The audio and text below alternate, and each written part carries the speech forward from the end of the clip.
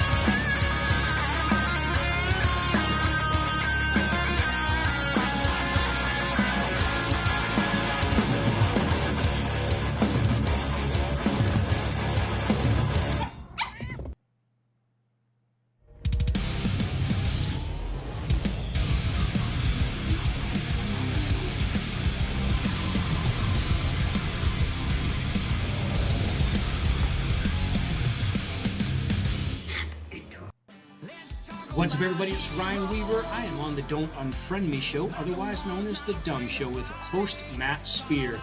You guys can find the show at The Dumb Show on social media or thedumbshow.com. Adjusting transmitter output. This is the Don't Unfriend Me show with your hosts, Matt, Leroy, Amy, and Olivia. Geopolitics, military analysis, and election coverage. Coming to you live on all major social media channels at The Dumb Show. Honest, direct, unfiltered. We can agree, we can disagree. Just don't unfriend me. What's going on, everybody? Welcome to the Don't Unfriend Me show. We got a lot to talk about tonight. Operation Rebuild the Office is in full swing.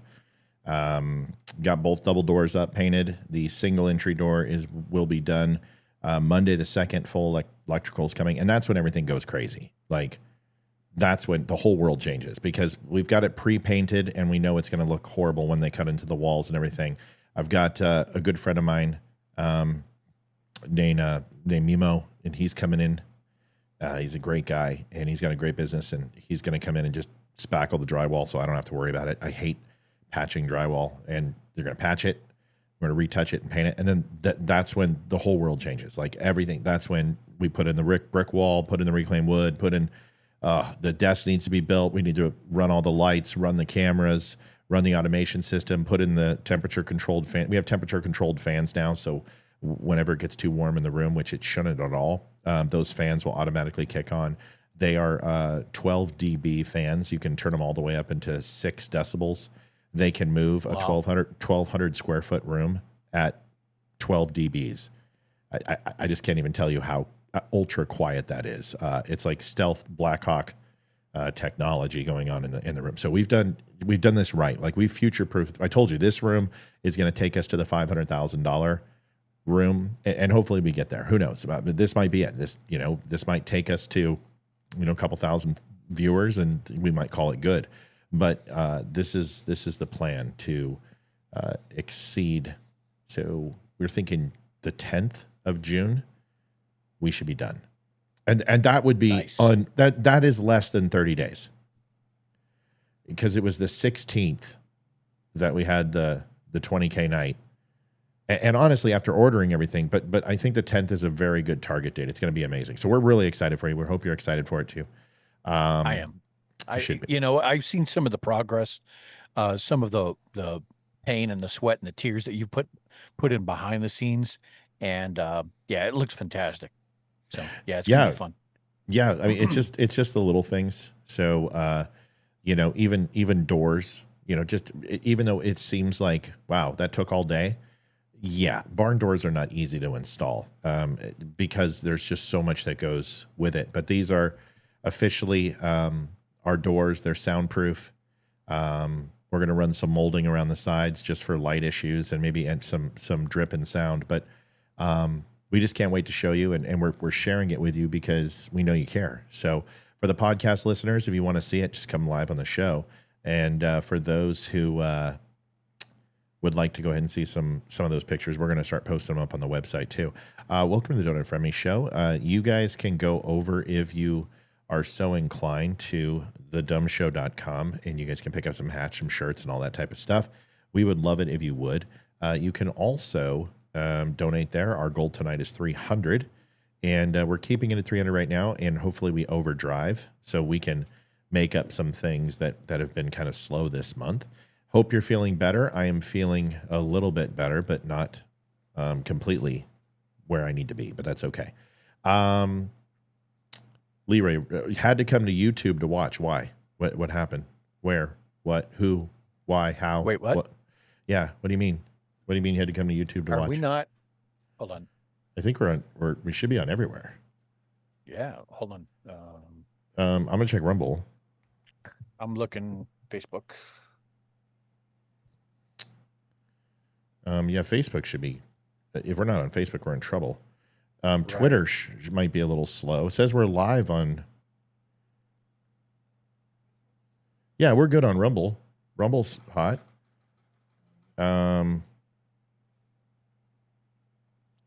Yeah, it looks like we're everywhere. We're good on Wimkin. We're good. So let me know where we're at. We should be on. Anyway. So the one that's on Facebook, it says, "Sorry, we're having trouble playing this video. Learn more." But it does show your icon, and it says "is live now." So that's really weird. What's new? Facebook hates us, folks. This is why we're asking for donations. We're on, but there's only 36 Is it just people. mine? No, it's just what they do. They just throttle us. They just throttle the accounts. There's 36 people on right now on YouTube with 250,000. I mean, I would just love to know what our show could do, because it actually does very well on other channels with minimal viewers. You know, Facebook. Everyone's saying Facebook video will not play. I'm watching it. See, of course, my count it shows me because it doesn't want me to get, you know, right. It doesn't want me to see that it's not working. But so everyone, take a second if you could and go. Well, Melanie, Rafe, the name just scrolled. Said it was working for her. Few people have said that Facebook is working. It's not working on my end, which is weird. Well, do me a favor, guys. Go to Twitter, please. Get Twitter pumping. That's one of our big channels. But like I said, Rumble, I mean, we have 1% of our viewers on Rumble, 1% of our viewers on Twitter, 1% on YouTube all watch the show. If 1% of our viewers on Facebook watch the show, do you realize how many more people we would have than what we have? 10% would be 25,000. 1% is 2,500. 1% is, if we had 0.1%, that's 250. I would absolutely just flip. We're being throttled. We know we're being throttled. I don't see how they get away with this shit. They demonetized us. We lost anywhere from $1,000 to $2,500 to $3,000 a month now. So they took like 12 to 10 away from us, and now they just demonetized us completely. There's no reason. So we're getting killed. So that's why. If you want to donate, you can. You go to the show goal and do that. Olivia will be tabulating all those. But let's get to the show tonight. And obviously, we're off to a very slow start on social media, which sucks. So you sent me something, and I thought I would take a look. You were showing. I sent you a couple of stories. One of them was the Chinese student. Yeah, I got to pull it up. Yeah. But the other one I felt was a little more interesting and funny. So that's why I sent it. Well, let's do the Chinese student visas, because I think that's something that's on people's minds. And then the other things that I have here tonight are kind of just kind of breaking. And dog, you're not getting my shake. There's just not a chance in hell I'm going to give it to you, okay? So she's trying to drink my shake. Here is the video that Leroy was talking about, so you guys can get some context. Let me go ahead and put the audio on, and we'll give this a watch real quick. Here you go. Harvard's in the spotlight, with the Trump administration working to cut the university's federal funding and revoke its ability to admit foreign students. That's as the administration is accusing Harvard of training a Chinese Communist Party paramilitary group that's sanctioned by the U.S. And they've even facilitated a training for a paramilitary group affiliated with the CCP. The group, called the Xinjiang Production and Construction Corps, is linked to the persecution of a religious minority group in China. They've also allowed participation with Communist China, who considers the United States one of their greatest enemies. NTD reached out to Harvard on this, but didn't hear back. For almost 30 years, Harvard's Kennedy School has been training top CCP officials. Last year, the CCP's ambassador was invited to speak at Harvard, and there was a student protest. CFO, you come to paint the illusion of a prosperous China, but your hands are painted with blood.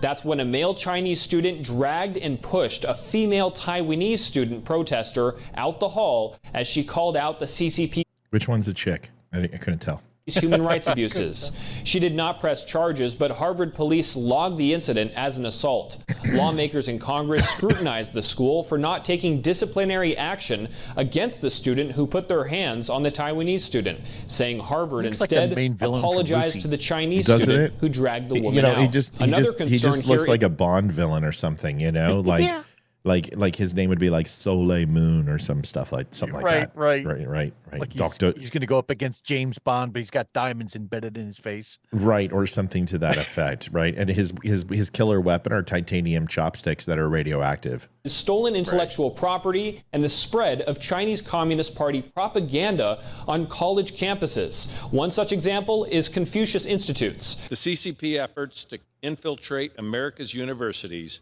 are intended to manipulate curriculum, suppress academic freedom, and monitor Chinese students here in the United States.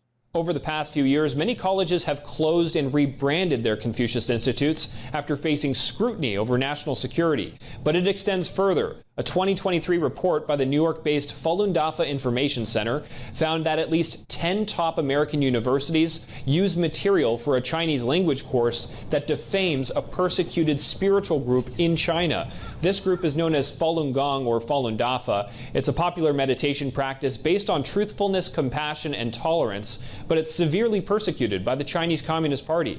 Across the country, over in Stanford University's own school newspaper accused the Chinese regime of inserting spies on campus, tasked with stealing the school's intellectual property, from the school's research projects to software and other technology. The Chinese state that uses Chinese students and Chinese individuals inside the United States to violate conflicts of commitment, conflicts of interest, and do things and incentivize them to be able to come back and provide the kinds of technologies and things that they would be otherwise denied through export controls and other areas. There's a Chinese national intelligence law from 2017 that requires all of its citizens to share intelligence with the CCP. We found out that all these universities getting money from China, so China tried to influence or steal. The university told NTD that they are working with federal law enforcement on this, and they also said it's important to distinguish the threats posed by the Chinese Communist Party and the Chinese people, faculty, and students who are really there to learn and contribute to their communities. And spy on Americans. Wow. Yeah. So that's a hell of a slant. Even it's for the media, that's going pretty far. It is. It's an education process. Listen, this is nothing new. The Russians tried this in the 1950s and 1960s, and they tried to go ahead and move into Hollywood. We've talked about this before. Montgomery Clift, Ronald Reagan, John Wayne, all a part of pushing against the Screenwriters Guild, which was being infiltrated by the Russian oligarchs. We understand this. They opposed it, and this is one of the reasons why Reagan was pushed down in 76 and told that he would have the seat in 80 if he wouldn't contest the election in the RNC. And the reason why is because of his fight on communism and knew that Russia was an up-and-comer. So we understand these things. We know that this is how communists and socialists infiltrate, is they start with indoctrination, they start with the media, they start with state-run media, then they move into the educational institutions, and that's what happened to them in the 50s and 60s when they were pushed out of the Screenwriters Guild in Hollywood, is they went into the educational systems and took over the DEI/woke white fragility, and essentially what it comes to a Saul Alinsky playbook that focuses on racial divide and racial segregation based upon a cover for the things that truly do segregate people, which is usually religion, skin color, money, disposition, intelligence, in the guise of being racism. So, this isn't a shocker to you. You've had to fill out contact reports overseas. You've been, I'm sure, approached by other intelligence officials, as I was. How serious do we take this? Well, given that it's an entire Chinese infiltration army, right? And that's what it is. This is a state-sponsored intellectual property theft heist that is just going on all the time. It was considered to be the number one security issue here in the U.S. for intellectual property theft for the last decade. Right. I think we should be taking it very seriously. And I wonder if Harvard's first lesson in the Confucius class is, Confucius say, no more intellectual property theft if no more Chinese students. Yeah. So I think that this is a great first step from the administration, right? And helping to cover the asses of every American company who's had things taken from them, who've had their intellectual data taken from them and sent overseas. Right. Well, by way of shell companies and everything else. Right. I mean, you look at the cell phone industry, and the highway is that, yeah, that's what it's called, highway. Huawei or highway or whatever. Yeah. Listen, who gives a shit?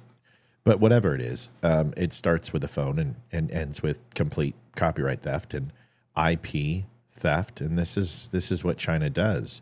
But let alone not just infiltrating our schools and campuses, but infiltrating Washington. A lot of people, especially on the right nowadays, are worried about AIC, PAC, and Israel's influence. But take a look at China and Saudi Arabia, and these are two countries that have put foreign spies inside with politicians. You take a look; they did it with Dianne Feinstein. Her chauffeur was a Chinese spy for over 30 years. You take a look at Swalwell, who dipped his stick, and anyone who sleeps with Swalwell, you just know that guy smells like cheese. You could just tell. He's just one of those guys where you're just like, God, dude, will you please shower? He's had multiple rounds of antibiotics prescribed. Complete, like just dirty. Yeah, just a dirty dude. You know what I mean? It's just the guy that you don't want to hot rack with because you know you're going to catch crabs, right? That guy. Right. So, or every time you pull into port, you guys have to, jettison your entire berthing unit because somebody caught crabs. Yeah, this is this guy. That's Swalwell. But they've made an effort to infiltrate Washington. They obviously what people don't understand about China. I tried to explain this. China isn't a militaristic threat to us. Now, if they decide to go ahead and have a war with us, obviously that is a threat. But it's honestly, their cyber division is incredible.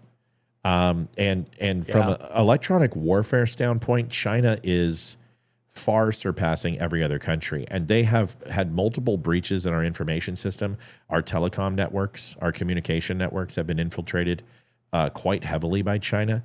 And, it's just a matter of time when you get the communications channels that you then get into the things that you can really hurt, like natural gas or electricity or distribution of waterways.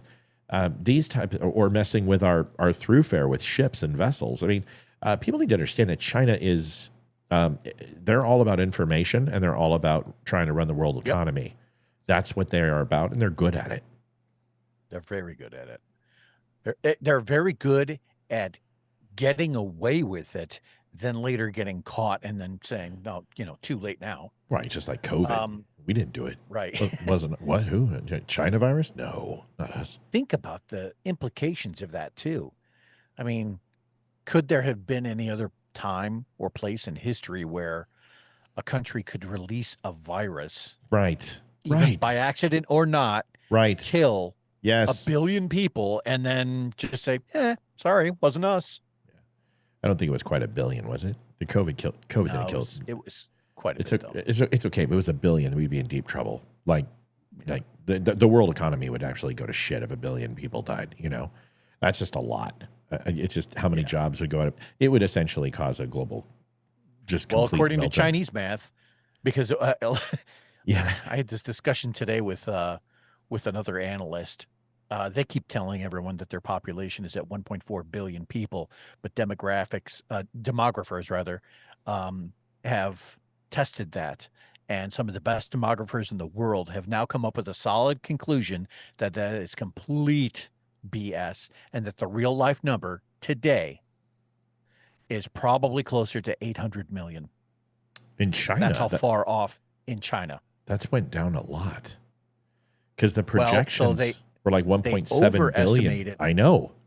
They overestimated their population by more than 100 million people, and that was just in the last 5 years. Then take into account the so what they do, there's two different companies that actually looked into this. There was a Russian demographer company who is tracking the mandatory inoculations that are required in China at birth. And then they had come up with a number. Then there was a separate company, and I want to say it was a Portuguese company, that was tracking salt consumption. How much salt is consumed within China. I guess that makes sense. right? It makes really good sense. It makes great sense because most people use salt. Sorry. You got to let me have chime in here because I'm interested. So is there any other substitute outside of salt? Because in China, like table salt is pretty much used by everybody. What else could you use? I mean, clean water filtration is usually left to the villages and the towns to do, if you get it at all. So I guess salt would be something that everyone would consume and use, and toothpaste is because you couldn't to your point, you couldn't use toothpaste. You couldn't use artificial sweeteners because the people that are too poor that live outside into the urban areas, outside of the urban areas, they wouldn't have access to that. So salt makes the most sense. That's great. Okay, sorry, I just love that shit.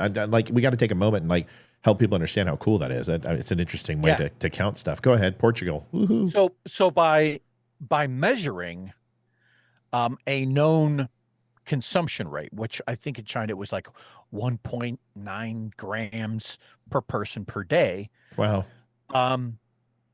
They were able to determine, all right, well, how much salt have they bought?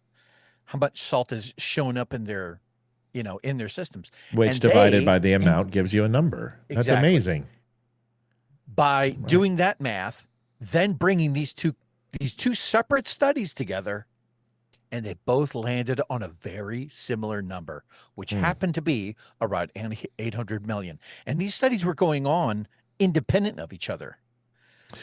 So did they kill that many people in China? Because now I understand a lot of it was just improper counting, because the 9 major cities in China are all metropolises, but then everything else in that entire country is just shit. It's horrible. It's underdeveloped. Industrialization is not there. Even irrigation and water are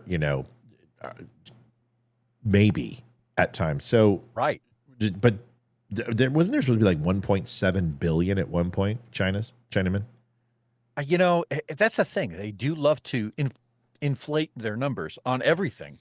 So because the former demographic numbers always came from the state, right? And you know that it's a state that loves to fabricate certain statistics. How much do you trust that number? I don't. Yeah, you can't. But there's a big difference between 800 million and a bit at 1.4, 1.5, 1.6, 1.7 billion, right? Because at that point, no matter how many bombs you have or jets you have, all they do is just throw people at you.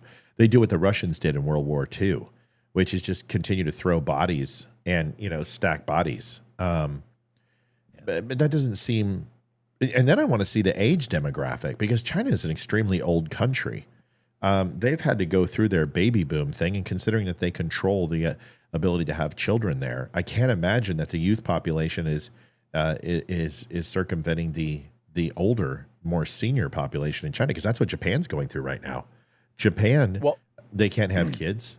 They are under the one per household. I think they're like 7.72.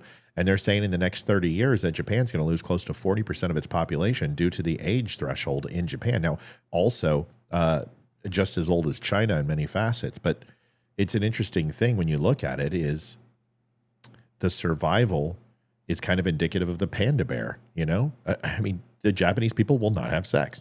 And when they do, it's with teenage girls. It's with teenage girls. So, well, and it's funny you mentioned that.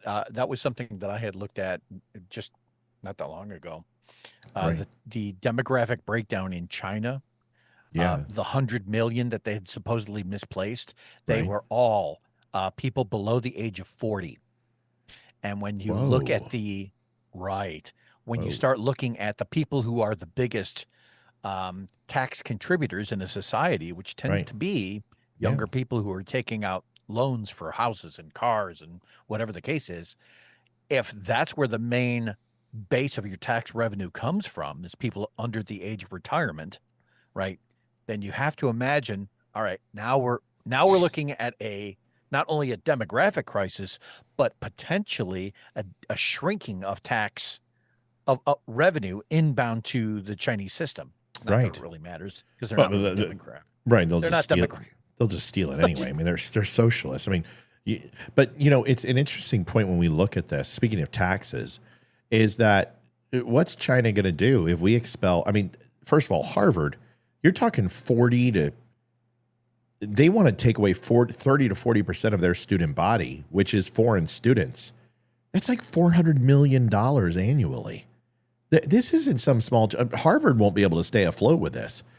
Harvard's going to have to play ball here. And more importantly, I don't care what China thinks. If people, here's the thing. My nose is itchy. I've got horrible allergies. Plus, on top of it, I'm sick. But Leroy, do people truly understand how impactful the United States is for the world's economy?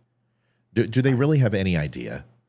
Don't think anybody can really comprehend that. I just don't think people understand. We educate the world. I mean, our taxes pay for 90% of the developed countries out there, and the underdeveloped countries are the other 10%. The money that the United States puts into the world's economy is an incredible number. And people, they just don't get it, of how so many countries are interdependent on the United States' success. Yeah, completely agree. Basically, we are the economic engine for the planet. That's right. And Matt and I have talked about this before. You know, if we go into a recession, then the world, basically everyone feels it. We said this, that, like, you know, when the United States gets a cold, the rest of the world gets pneumonia. That's not an economic fabrication. That's pretty legit. Every recession that the United States has had since 1945 has gone global. Right. But we have yet to import one. That should tell you Yeah. all that you need to know about the strength of the American economy and its effect on the rest of the world. That's right. And COVID was a perfect case study in this. If you look at the European economy, you look at the Asian economy, is you literally saw it tank. And the United States, it took us, what, 2-3 months to actually get the impact of shutting down. Matt, most people don't know that. They don't keep studying. Well, I get accused of this. This is Yahoo, is a musician who's, I think his name's Spencer. I don't even know. Nobody's ever heard of him. And he is just, why is Facebook having issues? Because, guys, I would just get and wrap your mind around that Facebook's going to cancel our account and block us.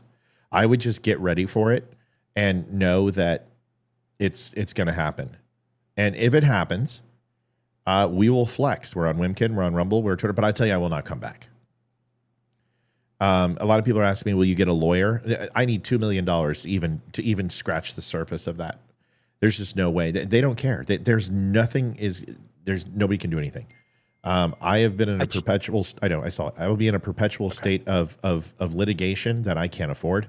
They don't care. It's their platform. Now, we're going to cover some Zuck news here, but folks, this is why donations are so important. We can't stay on unless you help us, right? Donations are absolutely critical to stay alive. And they've deplatformed our dollars.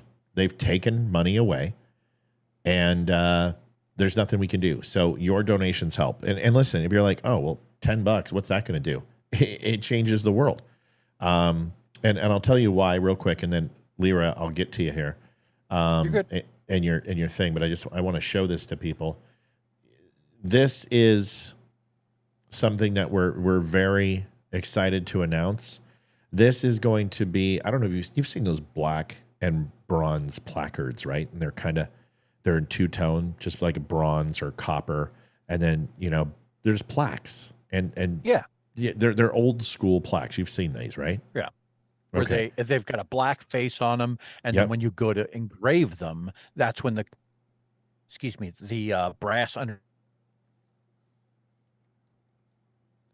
Can you hear me? Yeah. Okay. Cool. Did I get cut off? Just a little bit. It's okay. Yeah, that's exactly what it's like. It's like this. But this one is going to be very old and rustic looking. And I just thought I would share it. We just got the final proof from Megan and my cousin, and I'm all because of the big show. Sorry, Matt, I feel accountable. Chuck, don't worry about it. Don't worry about it. because this is more important what we're about to show you. So I think you'd like to see it. My cousin who runs the trophy shop in Bakersfield, California, just sent us this, and I just approved the final proof. This is going to be our new entryway plaque, and this will be done in that style, that bronze and black. And it's 12.5 by 17, and it says the Chuck Peterson Studio, bigger, better, faster, more. And the home of the Dumb Show, thank you. And it has every person who donated that night is also listed on it. And, of course, Chuck is the person who matched. And it has the established in 2020, don't unfriend me, but this plaque will be all done in bronze, and it will be on our front entranceway. So whenever you enter, you will get to see a testament to the Chuck R. Peterson Studio. We didn't put the R in. That's going to look so good. Yeah, so just approved it. We're very excited, and that is official. So that's going to be on the front door, and I'm going to cut out the door, and it's going to be put in there. So whenever you walk in, you'll see it. So we promised that we would name it after Chuck, and then all the people who donated that night, because it meant the world to us, and it's their studio. So that will be completed and put in too. We're really excited about it. So there it is, and that's pretty cool too. Facebook, screw you. Thanks a lot for doing this to us. Did somebody just donate? Yes, JD Stillwell just donated $30. Thank you, JD. Folks, we're being throttled to death tonight. Facebook isn't working. We got 48 people on YouTube. With my 1,600 has 19. If we had that on ratio, we'd have about 7,000 people on tonight. We've got 22 on Twitter. With that ratio, we'd probably have about 8,000 people on.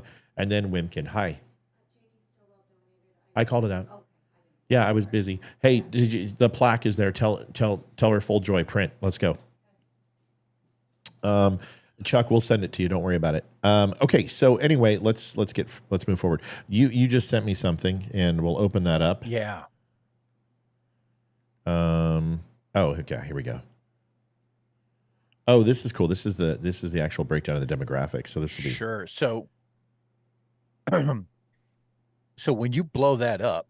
All right, what a demographic tree is, and I don't know if everyone can see that there, but it's basically males on one side, females on the other side, babies at the bottom, and the very elderly at the top.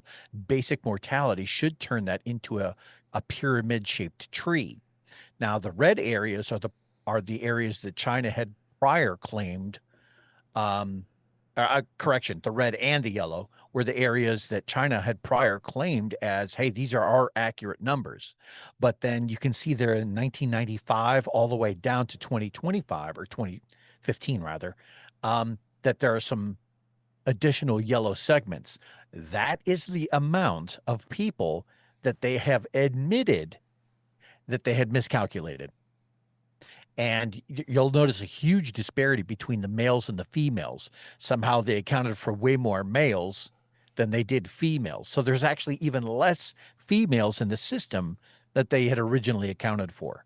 And again, your tax base is all those people at the bottom, everyone from like 1995 on down. Those are the people that are taking out loans and buying houses and cars and everything. So that's where most of the tax generation in the system comes from, and they don't have it. Lois, thank you for your donation. Also, thank you to Bobby. Lois. Smile and people will make fun of you. Something to that effect. I didn't see it, but Bobby, we love you and appreciate you. Joanne says, Matt, is that the final print? That's the proof, right? It's not going to be black and white. It's going to be wherever you see black, you'll see bronze, and then the rest will be that black distressed look. It's going to have that old, like imagine going to Philadelphia and going to the Pass and Stow and looking at the placard underneath the Pass and Stow. Yeah. It should look weathered and old. This whole set is supposed to have a colonial feel. It's like you're walking into a 1780 library. That's what I want you to feel when you see the new set. I can't wait for Benny Johnson to steal it. Joseph Hillstrom donated $10.80 for Leroy's pedicure. I'm going to need it. Thank you, brother. Darla, you don't need to donate blood to help the show. We appreciate you for sure. You guys, you're good. You're good. Take it all in stride. So a couple of interesting things is outside of China, just so we all understand. Someone said, hey, giving blood doesn't hurt at all. Riley, if you've ever had blood drawn, it's very similar to that. You feel a little prick, and then Hayden, can you not hang this over the thousands of dollars of equipment from now on? Yes, thank you. If that fell, your dad would commit Harry Carey. So thank you, Sweet Pea. Yes, seppuku as well. Giving blood doesn't hurt at all. I actually have to give blood pretty much every quarter, and I haven't. I'm supposed to because of testosterone replacement therapy. But I used to do it in the military all the time. It was like clockwork. I'd give blood every 2 months, I think, or something to that effect. So it doesn't hurt. It's fine. Next topic. Let's get into it. Supreme Court limits. This is really interesting. Limits judges' authority to block infrastructure projects over environmental concerns. This one might interest you. By the way, folks, we did change the news window. Instead of having that small window, I want to be able to do articles too. So when we do the new studio release, we're going to have a full new layout and everything else. But this is what we've got right now. So the justice says courts must defer to agencies unless their decisions fall outside a broad zone of reasonableness, which I didn't even know was a word. 8-0. It's now, a lot of people think the Supreme Court is jaded and the Supreme Court doesn't agree a lot. That's not true. There have been more unanimous votes on this Supreme Court than I think any other Supreme Court ever. They usually are pretty much lockstep. There's a couple of variant degrees to that, but most of the time they are in lockstep. But this is an interesting one because, as we know, federal judges are blocking Donald Trump to doing just about everything he's doing. So if you look, the federal judges came in yesterday and said, sorry, you can't do your tariffs. And that still kept tariffs on automobiles. It kept tariffs on steel. But it was really the small businesses that were suing and countersuing, more like on electronic goods and commodities. But they went ahead and said, because they just passed a motion that Donald Trump can continue his tariffs because of the National Defense Act. So they're being used, these reciprocal tariffs, as a standpoint of national security. And folks, the budget is, and the fiscal cliff is about national security. And we've told you many times, and Libra and I have talked about it, you hit 50 million and we're toast. But here's the thing. On Thursday, they limited the authority of judges to block infrastructure projects due to environmental concerns. So imagine you want to build something, a roadway, a bridge, or lay some cable. Well, the environmentalists would come up and say, no, we're sorry, you can't do this. And the city council would protest. But what this does is gives, it imbibes these three-letter agencies and government agencies to be the end-all be-all in this, where judges cannot stop them based upon the fact that they have to use this reasonableness and they have to be honored. And here it is. The justices handed down the lone decision Thursday morning, slightly curbing judicial authority at a time when President Trump's administration is loudly complaining about alleged judicial overreach. The case, 7-County Infrastructure Coalition versus Eagle County, relates to the NEPA, the National Environmental Policy Act, and the requirement for environmental impact statements, the EIS, in infrastructure projects supported by the federal government. Courts should afford substantial deference and should not micromanage those agency choices so long as they fall within a broad zone of reasonableness, the opinion continued. Kavanaugh went on to state agencies should not be expected to consider the environmental impact of any project aside from the one they are currently working on. Interesting. Hold on a second. I got to read an email. Sorry. If I get something on the show, I got to read it. No, that's fine. While you're reading that, I would just call into question. Hey, Livia. Sorry, hold on, son. Dude. When I read emails, there's a reason. Liv! Sorry to yell at you. Tell Mom Joanne Townsend's last name is spelled wrong, and she needs to check everybody's name and make sure that it's right.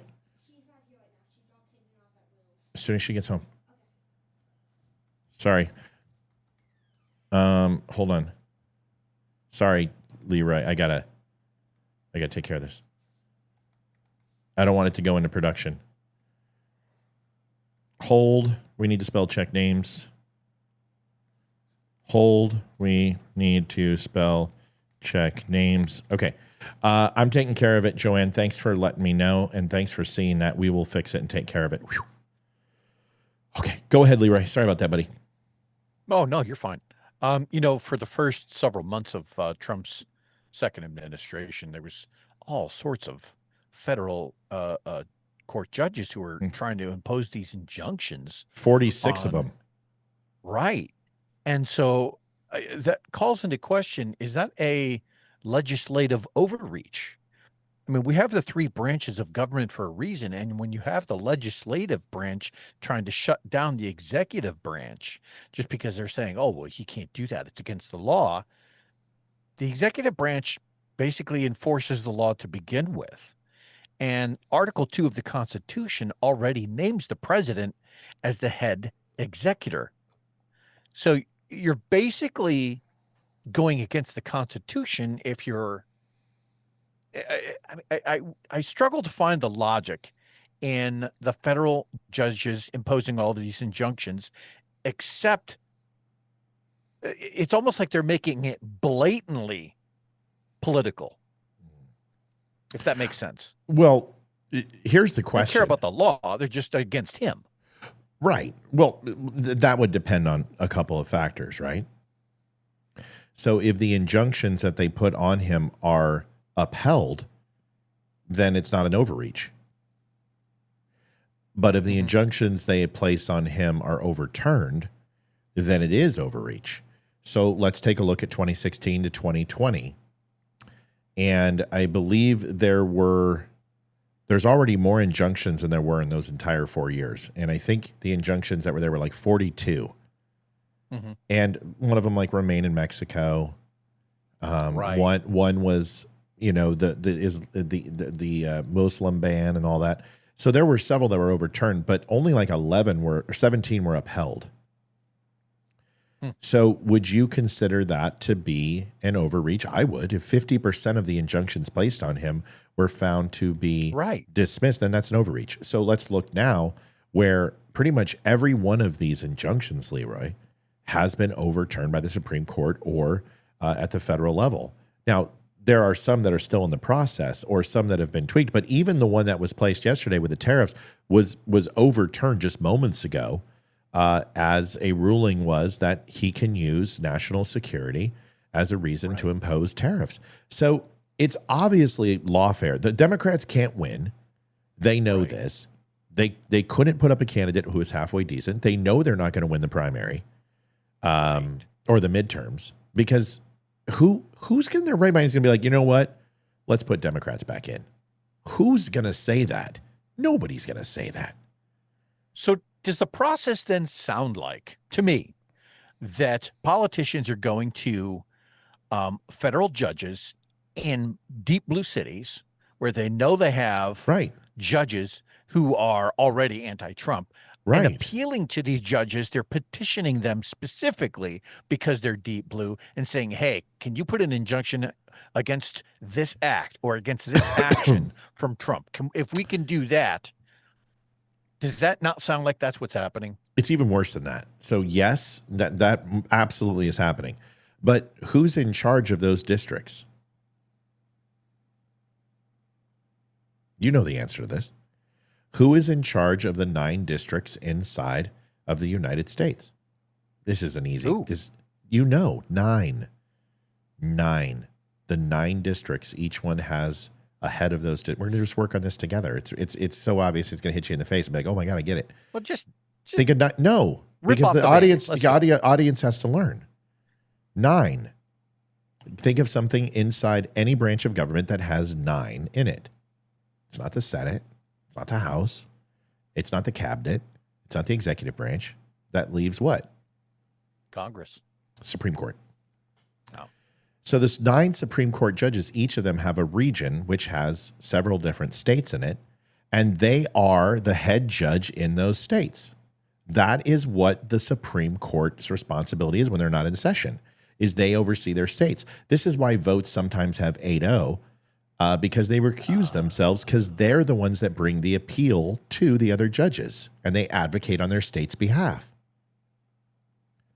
So you have to ask your right. So now we're seeing some monkey business here. This is why a lot of judges recuse themselves, and they already have their decision made because they've already heard the court case. They've heard it in their home state because they are the head. Joanne Townsend, $10.80. Thank you, Matt. Yes, ma'am. Joanne. We're going to fix that spelling mistake. Trust me, we're going to go through every single name. I didn't do it. I didn't proof it. I trusted Olivia on it. She's been busy. I've been busy. I'm sorry. We won't make that mistake again. But that's the thing we all need to look at is which judges of these districts are the leaders. And I bet you 9 times out of 10 for all these injunctions, it will be what's considered a liberal Supreme Court justice. And that's where we really need to look at. And if that's happening, isn't that a conflict of interest? Sure sounds like it. Well, let me ask you this. Here's another question to answer your question.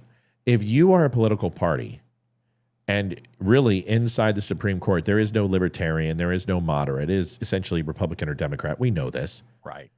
You look at Kavanaugh, he's a conservative. It's supposed to be politically agnostic. Supposed to be, but everybody knows that Democrats are always going to put more liberal judges and people who want to kill babies, and conservatives are going to be pro-gun and voter registration. We know this. So if that's the case, let me ask you this. If one liberal judge is found to be stacking the deck, then shouldn't all the Democrats recuse themselves, the known Supreme Court justices or Democrats recuse themselves from all cases against Trump? Oh, yeah. I'm waiting for some state attorney to do this. I'm waiting for Judge Janine. Really should. Why don't you make that argument? All the judges who are liberal, you need to recuse yourself from this case because you are against Donald Trump. And they need to make that argument stat because the judicial virtue of the SCOTUS has been tainted. In fact, they say that Clarence Thomas and Kavanaugh and Coney Barrett and et cetera, Gorsuch, they're all politically tainted and it's a stacked court. Well, if that's the case, and that's the argument you've been making over the last 4 years, since 2016, it's a stacked court. Can we not make the same argument now? We're presenting these cases and ask for the recusal of all Democrat judges when hearing these Trump cases? I would agree. Why doesn't the Trump administration hire me or you? Seriously. I mean, tell me that's not a great idea. How can they be unbiased? Far worse ideas that I've heard today. How can they be unbiased, Leroy? How can they? They hear the cases. They know the cases. They know what's involved. How can they be unbiased and being a jurist? Sure. It's like trying to take Charlie Manson to court in his home city and find 12 jurors who are truly untainted. You can't. Right. That's how bad the corruption is. Yeah. But Donald Trump had a court case in Manhattan where it was a 90-10 split for Joe Biden. A 90-10 split. How can he have a fair trial? Who is in charge of the Ninth Circuit? Ninth Circuit's California, right? So it's going to be Sotomayor. Here, I have a breakdown page. You do too. God, I feel like breakdown of circuit courts, Supreme Court map. I saw this the other day. Here it is. Oh, that's minuscule. I'm sorry. Oh, you got it ahead of me. No, it's okay. Go ahead. You got it. You got it. No, I'm still reading. I'm still trying to read it my own.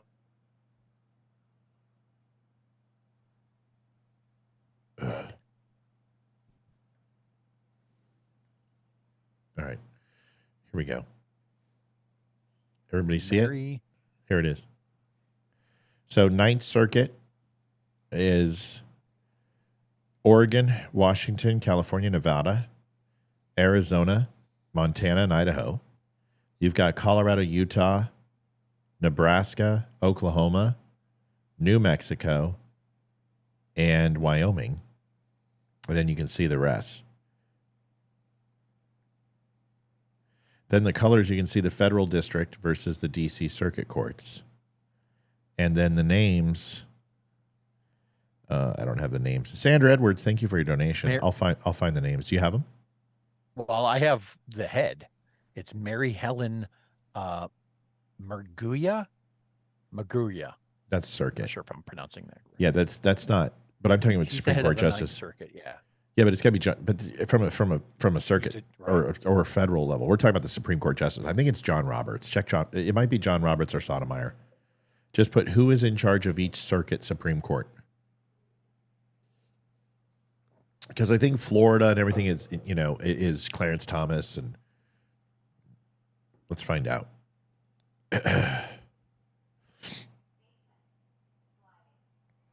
Folks, quick commercial while we go and look for this, and we'll come right back talking about this. We've got to pay the bills. $135.49. Last donation from Sandra Edwards, 2110. Thank you, everybody, for the donations.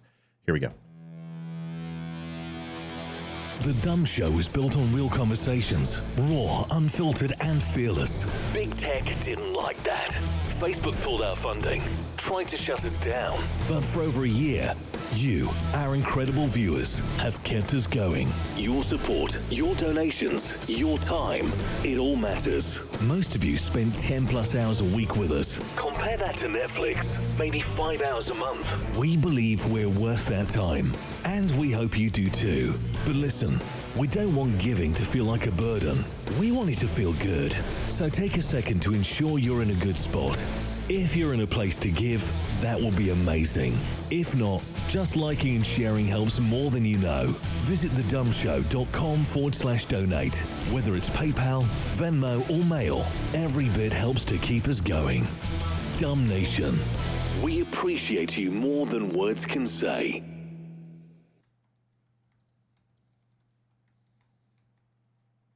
Do you have a chance to find it? I did. So it confirmed it's John Roberts. Right. So Chief Justice John Roberts, D.C. Circuit, Federal Circuit. Justice Clarence Thomas, 11th Circuit. 3rd Circuit is Samuel Alito. Hey, who just bought something? Matty Howenitz just purchased probably coffee. Matt's a coffee guy, and I think he purchased coffee. Hold on. I'll have to find out what it is. 1st and 2nd Circuits is Sonia Sotomayor. 4th Circuit is Elena Kagan. Gorsuch is 10th. 6th and 7th Circuit is Justice Brett Kavanaugh. Amy Coney Barrett, 7th Circuit. And then 9th Circuit is Ketanji Brown Jackson, actually. Oh. Why did... I don't know. It changes. It changes. It's not always the same. Lifetime appointments. Can you imagine having one lifetime appointment in one circuit? Oh, God. So something to think about is I want to know who is in charge of those circuits when passing. And Ketanji Brown Jackson doesn't surprise me at all. You know what I mean? I want to thank Matty Howenitz for ordering something. He ordered. Oh, we got the Dumb Show signature shirt, which is awesome. Which is the shirt that has Amy, Leroy, and I, and on our photograph that's on our main cover, and it's on there. And that shirt seems very popular. Thank you, everybody. We appreciate it. You can go over to thedumbshow.com, use code DUMB10, buy yourself coffee, shirts, jackets, sweaters, hoodies, hats. This store is kick-ass. You need to go over to that store. It really is. Yeah, you'll like it. Trump commutes sentence of gang leaders sentence in flurry of pardons. Now, this isn't, listen, Joe Biden did 8,000 some odd pardons, and Donald Trump did 1,600 with J6 right away. But there's been 40 pardons since there. So he's at 1,640. Right now, he's going to surpass Joe Biden if he keeps up this number. I can't imagine he will unless he decides to start using auto pen. As a part of spree of more than 24 clemency actions this week, U.S. President Donald J. Trump on Wednesday commuted the federal prison sentence of Larry Hoover, the founder of the notorious Chicago street gang. Now, this guy is reformed, and he has denounced gangs, and for the last, several decades, he's been speaking out against it. He faces a 200-year jail term, and as we know, the President of the United States can only pardon or commute federal sentencing, so he still has to spend time in state prison. This gives the governor of that state the ability to provide clemency if he wants to. Does that mean it's going to happen? I would be very surprised in the state of Illinois, considering who their governor is Pritzker, and he doesn't do anything for the people except eat a lot of food. In addition to his federal sentence, Hoover still faces that 200-year sentence. He served 7 months in prison after pleading guilty. Is Michael Grimm, former New York City congressman, Donald Trump pardoned. Hoover built the Gangster Disciples into a nationwide street gang from its origins in Chicago, asked to have a rival drug dealer whacked, and did, was found guilty of that. Once again, he has absolved himself from these.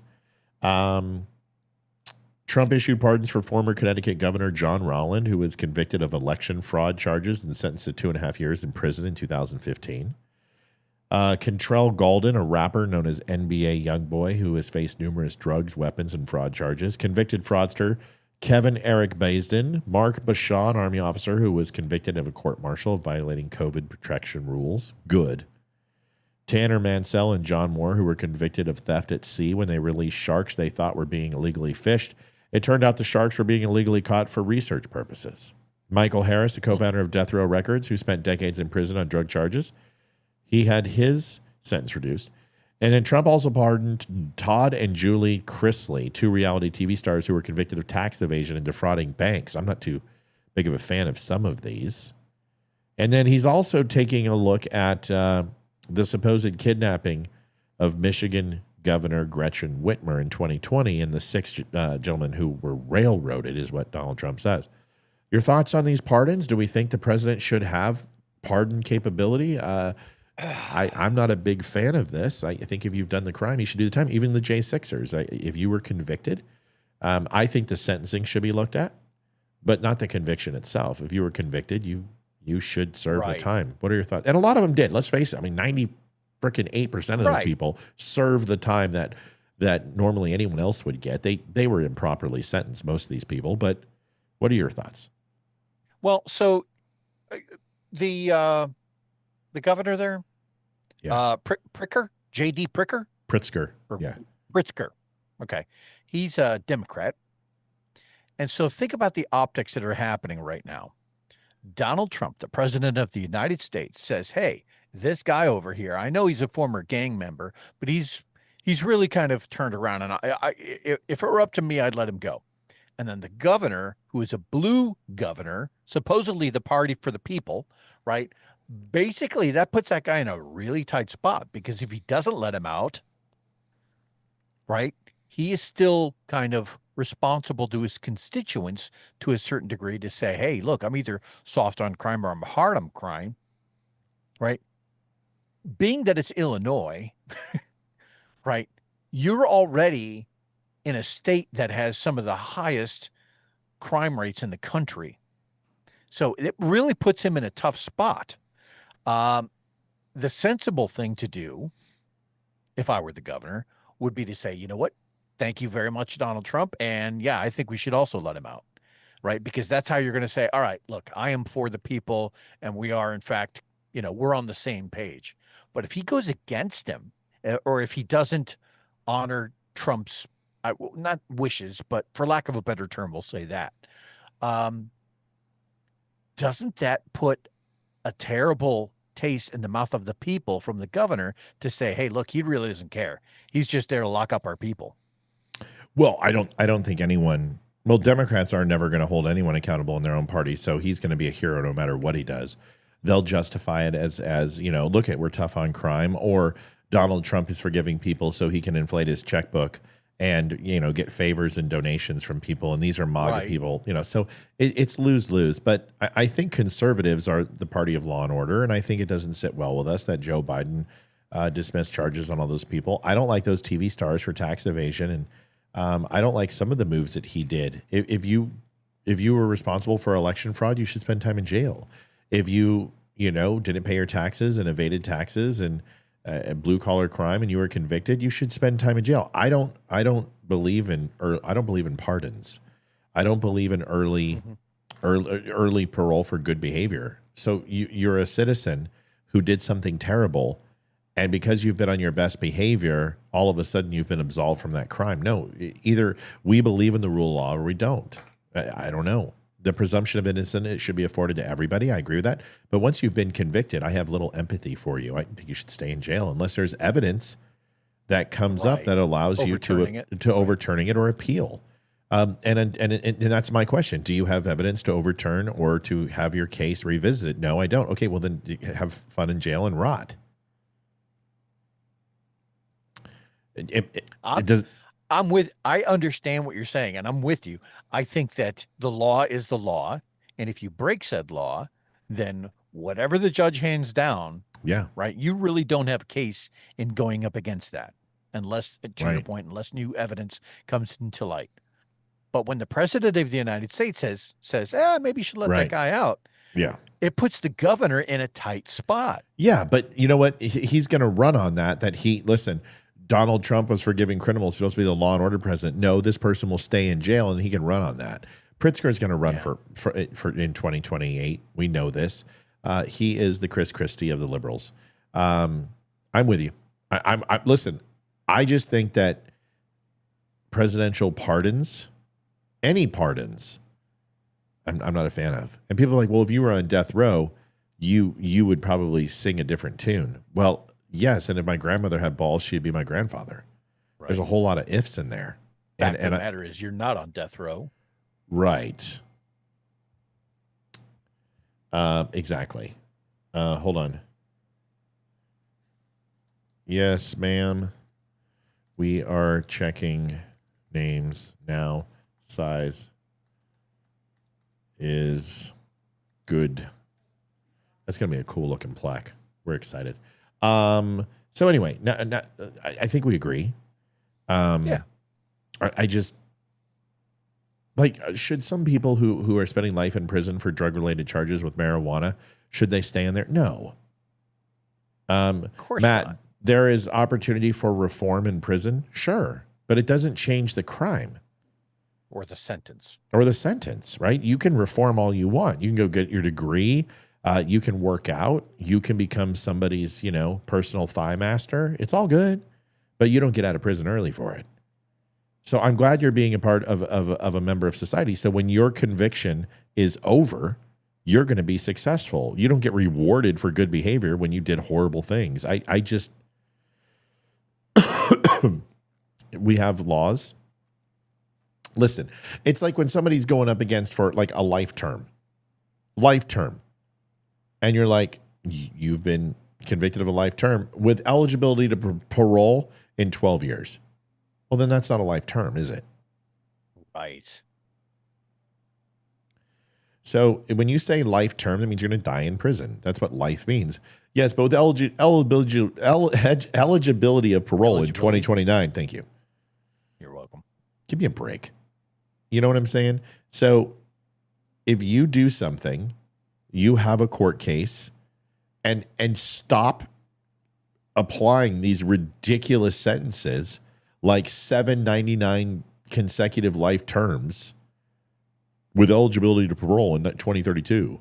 It's just stupid. Your sentencing is idiotic. Right. Take the biggest case out of all of those and give the stiffest sentence and no parole. Instead of trying each case individually, just take the largest. Who gives a shit? Who cares if you had a 40-year sentence, and then you have 4 lesser crimes for 2 years, 7 years, and 8 years respectively? Who cares? It's all going to fall within the 40 years. Charge once and reduce that sentence. Listen, instead of doing 40 years, we're going to give you a 20-year sentence. Here's your sentencing without parole. Merry Christmas. See ya.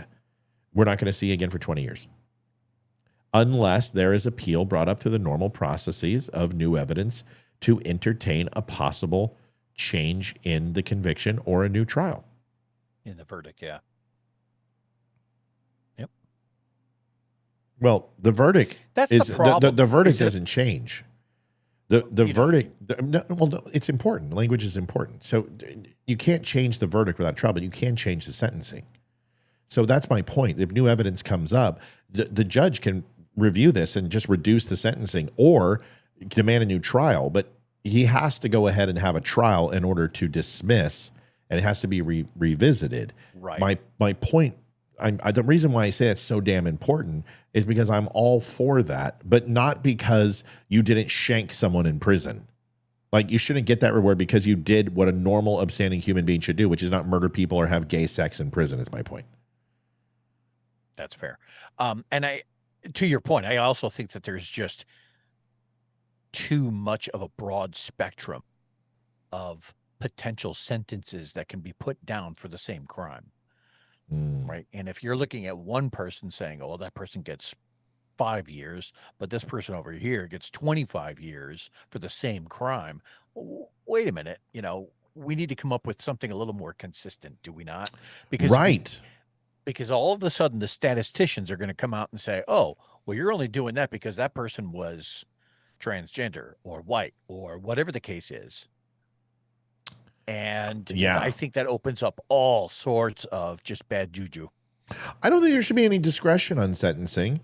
I think the judge should make that call during the arraignment process.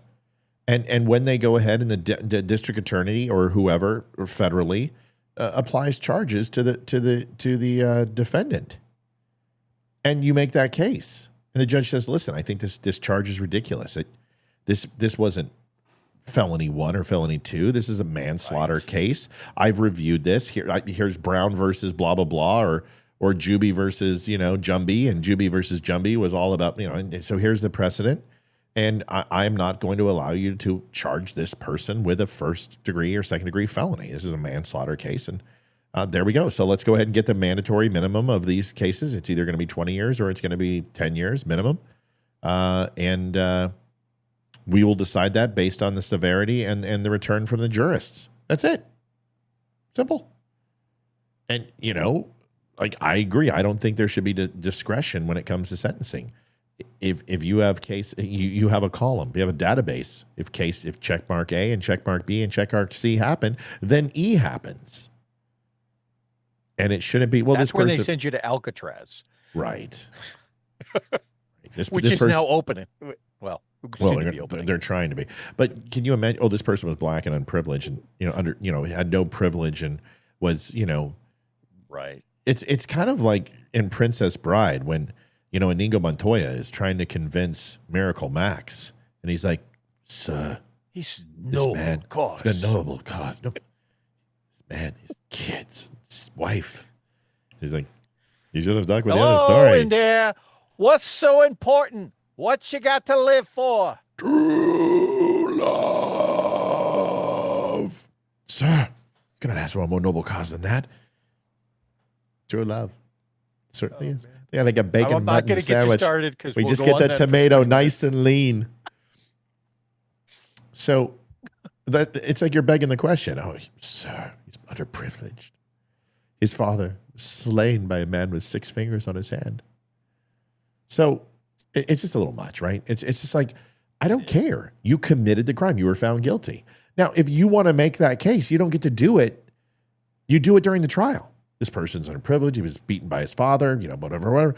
Okay, then reduce the freaking charges. Don't do it the sentencing. Well, this person's going to go away for 50 years, but that means you're eligible for parole in 6. Right. Then he's not going away for 50 years, is he? Stop saying that. Fuck Nguyen, $10.80. Great show. I think so too. I love saying your name. Moving on right after this. Join WimKen.com, the social media platform built for free speech and true connection. No censorship, no algorithms controlling your feed, just genuine conversations and a commitment to protecting your rights. Sign up today at WimKen.com and take back your voice. Tell them Matt and the Dumb Show sent you. Project Veritas has a video of David Hogg. This guy just keeps getting punched. The Democrats are going to bring him down. They're going to do whatever they can. Right. They can't stand this guy. Democrats hate him because you know what? He's not really that much of a liberal. He wants to take guns, which surprisingly is not a leftist ideology. It's more of a progressive socialist ideology. Let's see if I can get that pose down. I was going to put a hot dog in his hand, but I was like, you know what? I'm trying to clean up my show. So basically, he had a tape yesterday. Project Veritas released it, and the first one was about him just literally talking about the auto pin and how, Joe Biden there was 6 members of his cabinet who essentially were doing everything and signing all these pardons, and it was corrupt. Well, now he talks about, he's toast. You don't go after Pelosi. That's a mistake. You usually get a hammer to the head when you do that. So watch this, And listen to this. This is incredible. I'm going to move Leroy up and over so you guys can see the subs. But this is damning. I would say Pelosi's actually very good at her job. I don't agree with the stock trading stuff. I mean, she gets better returns than almost every hedge fund in this city every year. Some of these members of Congress make trades that are like way too well timed to not have like insider knowledge. They happen to be some of the best financial analysts in human history. Have you spoken against that? I've talked to. Sorry, real quick. Karen says, I think the eligible for parole is so a parole board can review their case and reform. Same with the governor. Right. I don't care. Serve your time. That's how you reform. Get punished. What happens when you allow your kids to go ahead and have a sweet treat or a dessert after you've went ahead and grounded them or give their phone back? How does that work out? How many days or weeks does it take for them to do the exact same crime? Make it hurt. I'm sorry. I don't care. I don't care. You got convicted, you do the time. That's the way it works. Don't do crime. Can you imagine how crime would go down if people just said there is no chance? If you go and you deal drugs and you have a firearm, it is a 50-year sentence and you will never get out. Nobody gets out from this. You're going to go for 50 years. You think people are going to carry guns with drugs? No. But what happened? They know they're going to be out in 6 months. I got a video today of a guy who stole 300 fucking cars, pardon my French, in Maryland. He's out. And he went and stole another car. I'm going to show you after this, Yahoo. You guys made me cuss. You guys owe me. Somebody donate big. Seriously. But it's also like, you should donate. I know that if I picked up I wish I could donate to myself, right? It's like, oh God, thank you, Matt. I really appreciate it. It's going to be harder for us to get gun control passed. So I have to pick my battle. Like the hardest part about my job is I just want to burn everything down because it's all so corrupt. But you got to pick your battles and slowly build your momentum. Joining us now, DNC Vice Chair David Hogg. We're not going to go after Pelosi.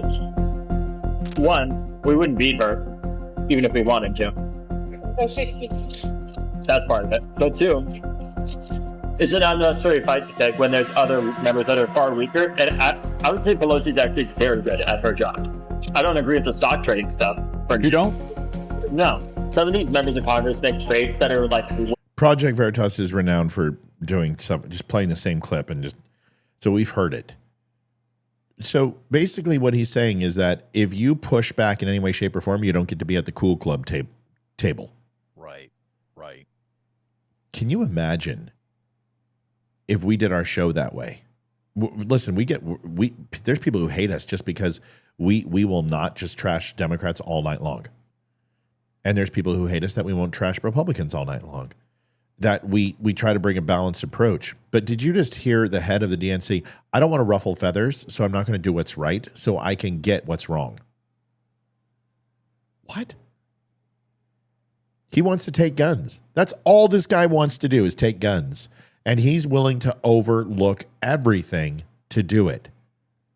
Does that just surmise our political system and how it's completely broken and will never rekindle? Even like I don't even think that this government was okay for 5 minutes after Benjamin Franklin came out and said, a Republican, sir, if you can keep it. A Republic, sir, if you can keep it. I think it just went downhill right after that.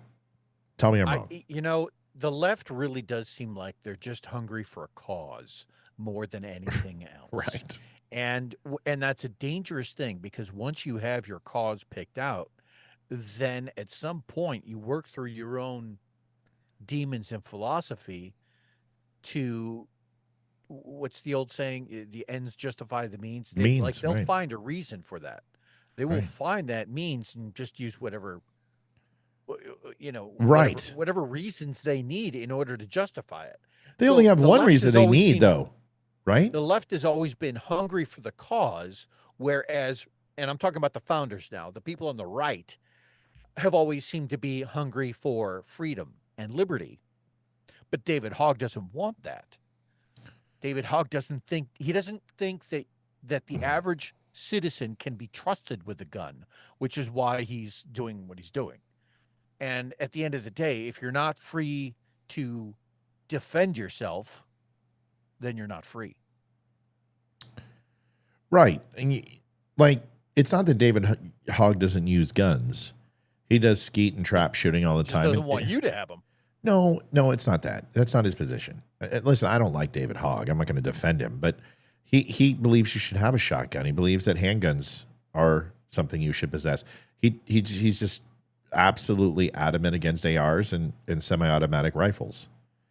And, I don't care. But when your video is on Instagram that has just about as many views as anything else, where you're out there shooting a shotty, right, and you're playing trap, you're kind of a hypocrite. I'm not defending David Hogg. I think he's a douche. But I also don't think he's a crisis actor. I don't think he was riding his bike that day. He actually was there with his sister. It doesn't matter. He was involved in a school shooting. And what, 9 years later, the guy is now head of the DNC and is involved in politics. You got to say that gives him a little bit of moxie. You got to give him a little bit of props that he takes this so seriously that he's still ringing this bell. I mean, when's the last time you heard from Kyle Rittenhouse after he trashed Trump? Now look at him. Poof, gone. Yeah, so... I mean, I can at least give him props for sticking to his convictions, no matter how wrong he is. Well, there's a level of consistency that he seems to possess that seems to go absent throughout the rest of the politicians in D.C. Right. So, yeah, to your point, I'll give him that. I love the fact that he's going after Pelosi, whether it's a hidden conversation or not. I mean, he said that they need to primary these Democrats who support and stand up for Trump's bills. And listen, I don't have to agree with David Hogg, but politically, I mean, the kid's got balls. I got to give him that. And he probably weighs $130. He's about intimidating as nothing. But to even remotely talk like this in Washington, D.C., is we need people who talk this way. We need people who talk about the right this way, talk about the left this way. We simply need people who are not predisposed with an aversion to doing what's right. And that's the problem, is these people who walk in here, to find the Eli Cranes are few and far between. Here's a perfect example when it comes to Chip Roy, who I don't have anything negative to say about Chip Roy, except for we rang this bell in 2014.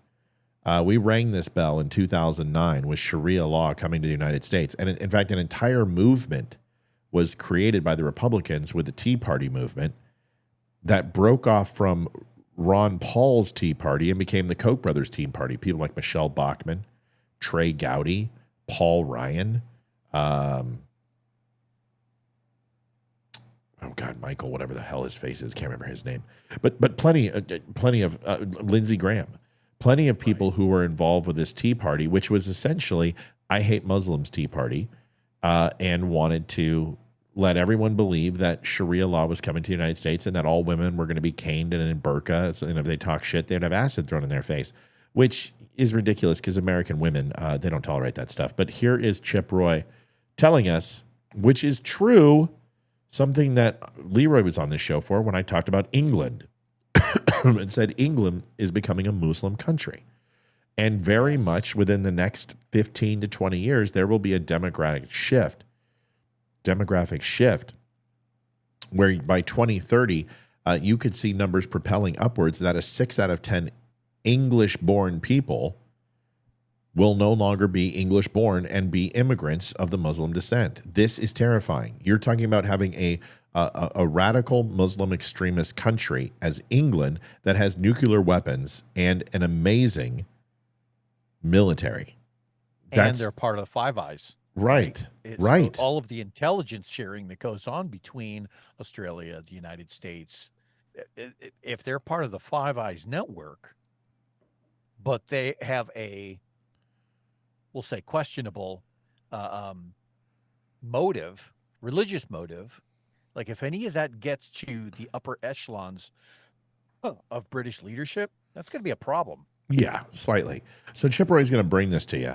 By the way, JD, I saw your question, and I respect it, but I can't answer it right now because I've got a lot on this show to do. Can we talk about that tomorrow on Friday's show, and we can have that conversation? Here's Chip Roy scaring everybody. Sharia law is coming to the United States. Or is it fear, or is it true? I mean, is anybody paying attention to what's happening in London? I am, because I'm one of the only ones that have been reporting on it. Can anyone else tell me another channel that's reported on this? I mean, seriously, we're a little late to the party because I broke this down for people.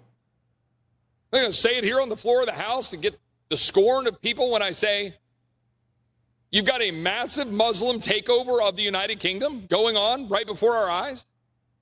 They would say, Chip, well, what is wrong with that?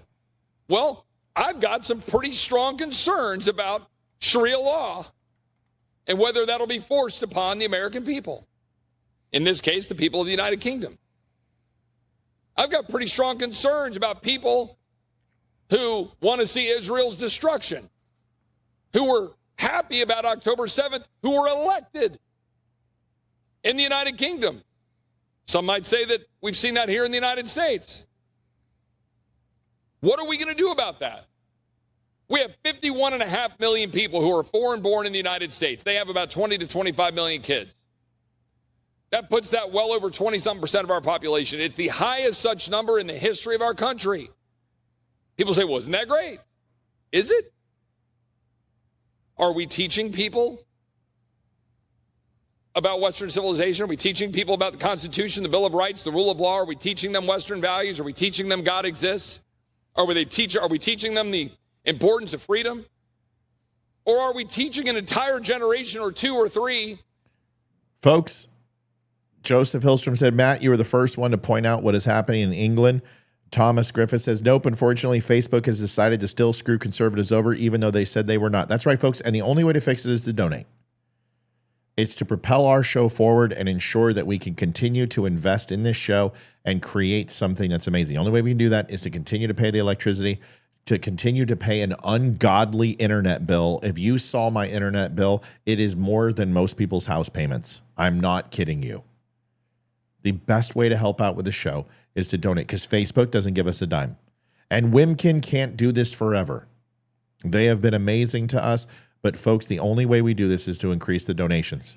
And if you love the show, you love the content, and you appreciate it, just saying thank you by going to thedumbshow.com/donate and doing it helps. Thank you. To run around complaining about what's wrong and why the entire world is against them because of their skin color, their sex, their Yes, Michelle Bachman, I mentioned her in the beginning. supposed gender identity, whatever the hell category we create to make people have an excuse for not just stepping up and achieving the American dream.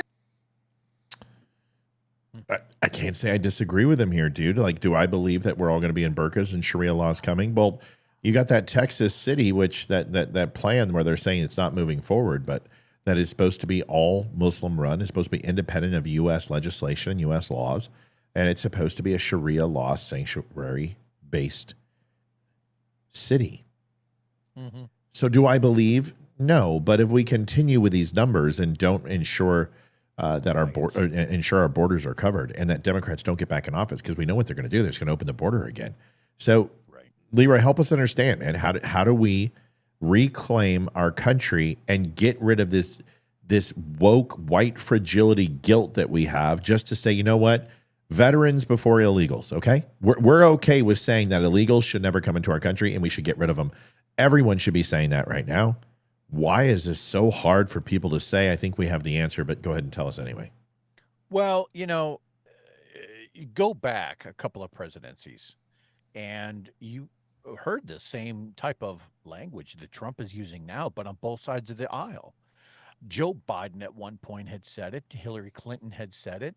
Barack Obama had said that, hey, if you come into this country illegally, you're going back, Jack. And so what changed? It was just the mere fact that Trump decided to run. That was when all of the messaging changed. That was when the Democrats gave up that middle ground, right? And instead of fighting for the people of the United States, they decided to fight for the people outside the United States. And they shifted their target audience. And instead of focusing on what's good for American families, they said that, white straight men were in fact the problem, and that everyone was trans. And if you don't like it, then you're just a racist. Right. Somehow or another, the Democrat Party felt it was wise to demonize the largest voting demographic bloc in the United States, to demonize them and say, you're all just racist. That's not a winning political strategy. And so, how do we get back to that? I don't know if the Democrat Party has to start over from scratch or eat a little crow and backpedal on some of the other messaging. I don't see them backpedaling, but I also don't know of another way to get around it. Do you think Americans aren't going to forget? I mean, no. Democrats are doing absolutely nothing but playing obstructionists. And the guy got a mandate. I don't care what anyone says. You win 7 swing states, that's an effing mandate. Okay? Yep. Now, absolutely. Did they want to give him unfettered access? No. That's why they limited the Senate, and that's why they gave him a small majority in the House. They gave him all chambers of Congress, but checks and balances can pull those away very, very quickly. Yeah. I don't think Sharia law is coming to the United States, but I do believe that we are losing inherently who we are and what makes us the greatest country in the world. And it comes down to 3 documents: the Constitution of the United States, the Declaration of Independence, and the Bill of Rights. Those are 3 of the greatest documents ever written for the individual rights of human beings and Americans. And as the Bible is a spiritual protection, this protects your individual rights.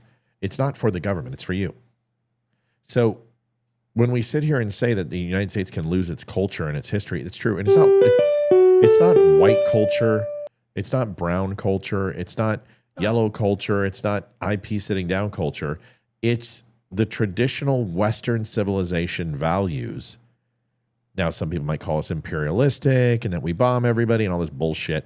It comes down to this. The United States has done more good in the world than bad by a metric shit ton. Absolutely.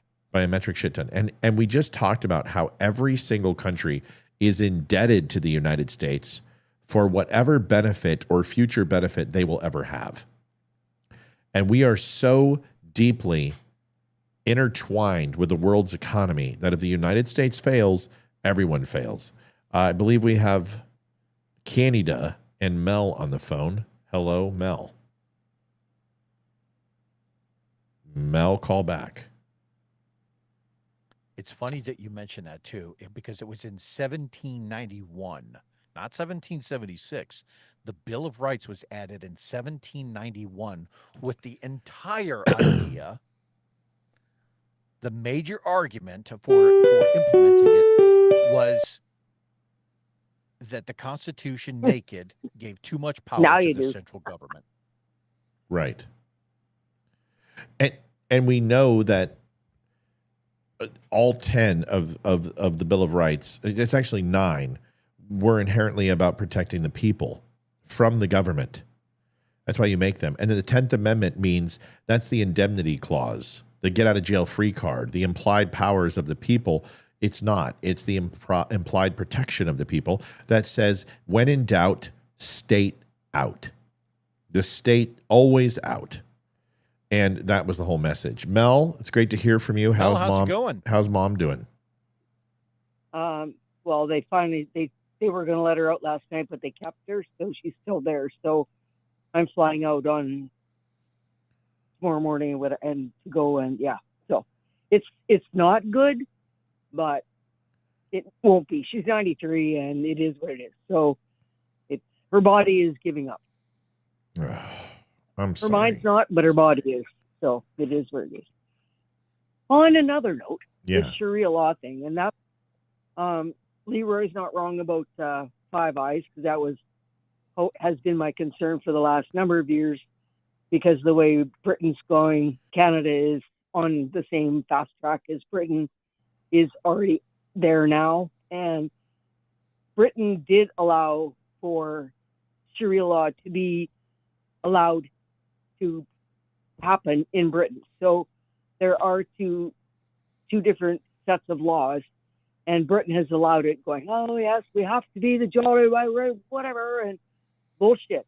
And this is what they've now figured out, the world, China and the jihadis or whatever. The soft underbelly is to, no, we can't defeat you militarily, but we're gonna come in and we're going to it's like a bad infection, and it's just slowly progressing, and it's taking time, and it's seeding itself because Michigan and a few other states they're sucking this in, and it's it's happening. It may not be right out there in the big eyes, whatever, but I guarantee you there's Sharia law being practiced in these communities, the smaller communities from Ilan Homar's little area, neck of the woods, and a few other areas. And now this big Texas thing that they were trying to get this sanctuary, whatever. Well, that was their next push to see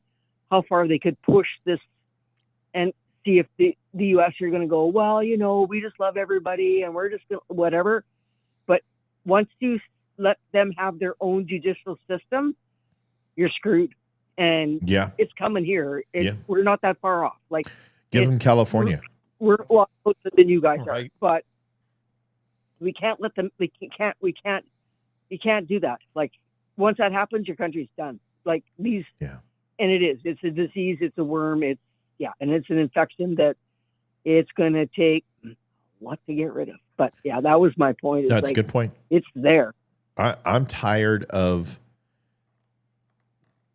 I'm tired of the complacency when it comes to ensuring that our country will be here for another 250 plus years and beyond. Exactly. And Chip Roy was completely 100% right on the fucking mark. He was right. 100%. He was right. Then stop voting against Trump. I know. Roy, but Thomas Massey, Chip Roy, and Rand Paul are often right. Shut up and stop voting against Trump. I agree. Listen, it adds 3.7 trillion to the debt over 10 years. Guess what? It saved 1.6 trillion of the budget that was supposed to be accounted for and spent. There was the first time that I think ever the United States cut the overall spend. They cut it by 1.6 trillion. And it's not Joe Biden's. They lost COVID funding and he didn't spend that money that he was supposed to and called it a deficit savings. That's not the way it works. They cut the spend by $1.6 trillion. You got to give that. It's not everything you want. The bill's not perfect. That's fine. But you don't get here and say that you know what? Rand Paul, Chip Roy, Thomas Massey, Holly, they all should be standing up and saying, I am signing this bill because we actually did something right here. We actually are spending less. Go ahead. Yeah.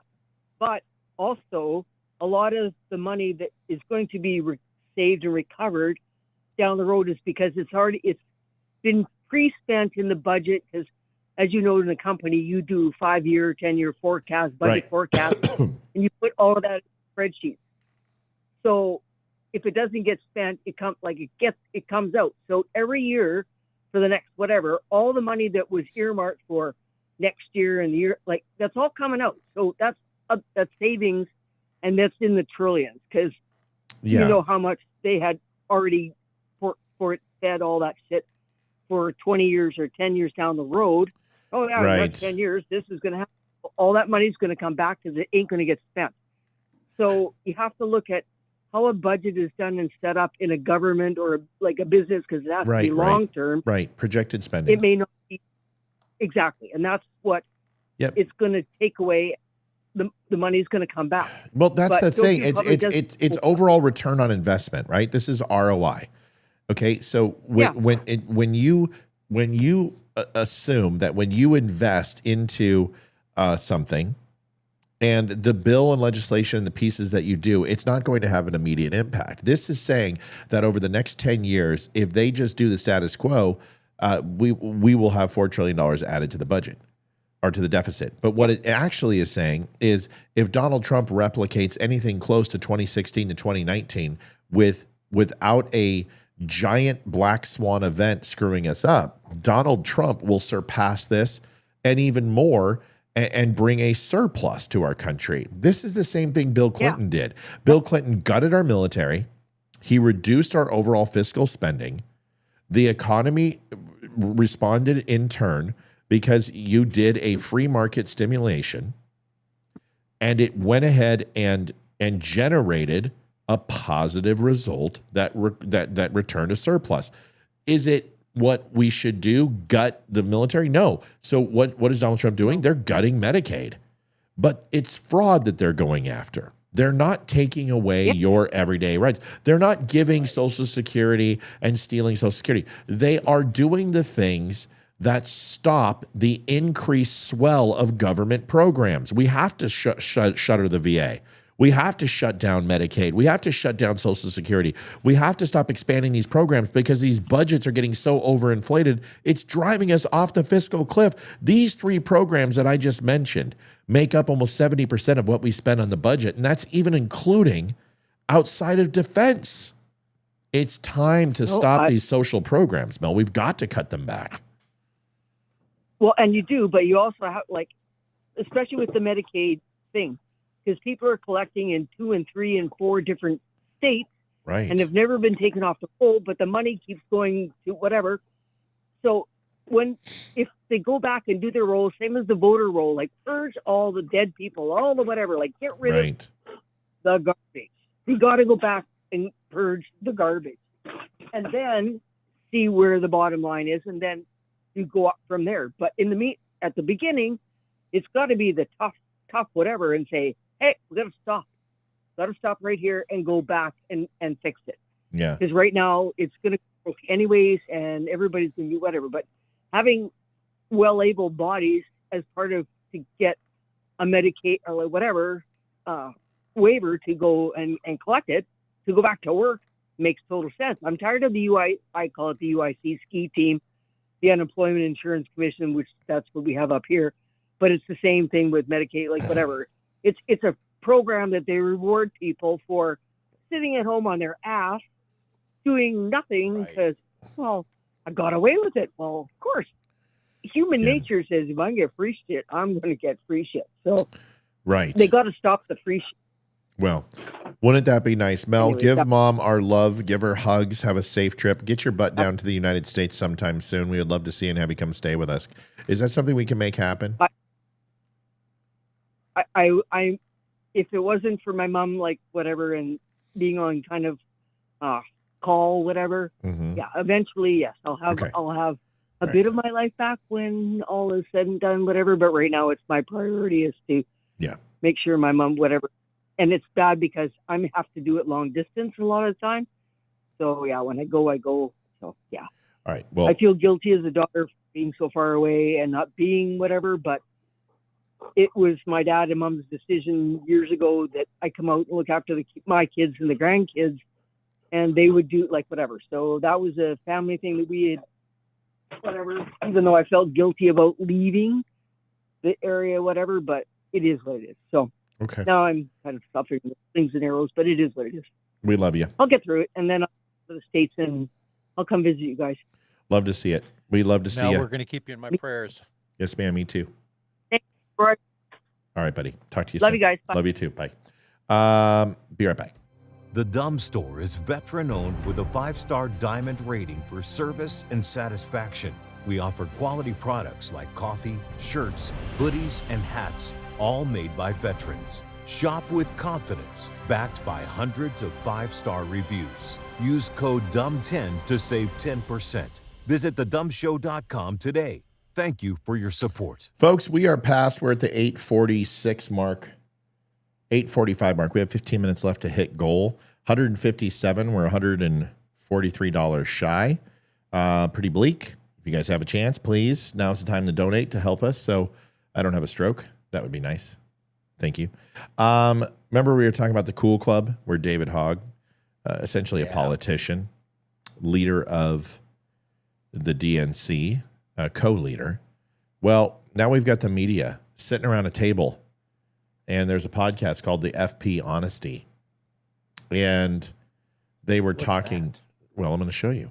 They were talking about, with Jake Tapper, about not, Chuck Peterson, 309.43, drives us well over goal, 466.52. Folks, that's wonderful news, and thank you, Chuck, for helping us out, as you always do. Chuck, you are amazing. You're a dude, and we love you.